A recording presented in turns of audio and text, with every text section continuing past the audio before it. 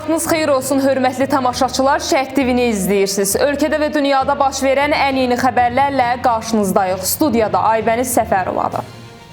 Azərbaycanın Xarici İşlər Naziri Ceyhun Bayramov ölkəmizə səfərdə olan İranın Xarici İşlər Nazirinin müavini Vahid Cəlalzadə ilə görüşüb. Görüş zamanı iki ölkə arasında çox tərəfli əməkdaşlıq gündəliyi, eləcə də regional məsələlər müzakirə olunub. İki ölkə arasında siyasi, iqtisadi, ticarət, enerji təhlükəsizliyi sahələri üzrə əməkdaşlığın perspektivlərini müzakirə edən tərəflər, xüsusilə Azərbaycan və İran tərəfindən icra olunan layihələrin regionumuzdan keçən nəqliyyat dəhlizlərinin inkişafında mühüm rol oynadığını bildiriblər. Görüşdə həmçinin qarşılıqlı maraq doğuran digər məsələlər ətrafında da fikir mübadiləsi aparılıb. Bakının Yasamal rayonu Mirəli Seyidov küçəsində yerləşən çoxmərtəbəli binada 3 nəfərin ölümü ilə nəticələnən yanğınla bağlı vəzifəli şəxs həbs edilib. Baş prokurorluğun məlumatına görə noyabrın 21-də binanın zirzəmisində başlayan yanğın zamanı Arzu Qəmbəli, Samir Məmmədov və Könül Hümbətova həyatını itirib. 25 nəfər isə tüstüdən zəhərlənib. İstintaqlı hadisənin baş verdiyi binada qeyri-yaşayış obyektini icarəyə götürən Loft klinikanın direktoru Bəhruz Paşayevin ehtiyatsızlıqdan 3 şəxsin ölümünə səbəb olmasına əsaslı şübhələr müəyyən edilib. 10 noyabrın 24-də Cinayət Məcəlləsinin 225.3-cü maddəsi üzrə təqsirləndirilən şəxs qismində məsuliyyətə cəlb olunub.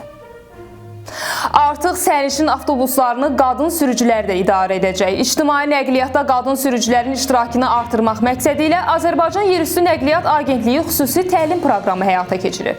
Proqram çərçivəsində xanım namizədlər avtobus sürücüsü kimi peşəkar fəaliyyətə başlamaq üçün nəzəri və praktik cəhətdən hazırlıq keçiblər. Bütün mərhələləri uğurla başa vuran namizədlər noyabrın 21-dən etibarən paytaxtda sərnişin daşıma fəaliyyətinə başlayıblar.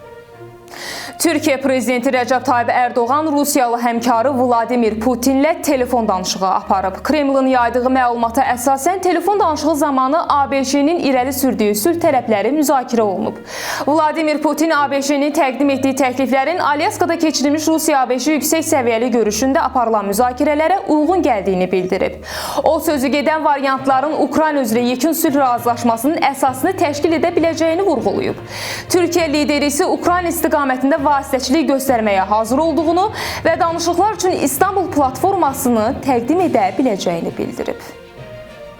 Oktyabrın 25-nə gözlənilən hava şəraiti açıqlanıb. Milli Hidrometeorologiya Xidmətindən verilən məlumata görə Bakıda və Abşeron yarımadasında hava şəraitinin dəyişkən buludlu olacağı, arabir tutulacağı, əsasən yağmursuz keçəcəyi gözlənilir. Havanın temperaturu gecə 10-13, gündüz 15-18 dərəcə isti olacaq. Rayonlarda isə havanın əsasən yağmursuz keçəcəyi gözlənilir. Bəzi yerlərdə arabir duman olacaq. Havanın temperaturu gecə 5-10, gündüz 17-21 dərəcə isti olacaq. Bugünə çatdıracaqlarımız bu qədər. Ən son xəbərləri Şərq TV-dən izləməyə davam edin. Diqqətiniz üçün minnətdarıq.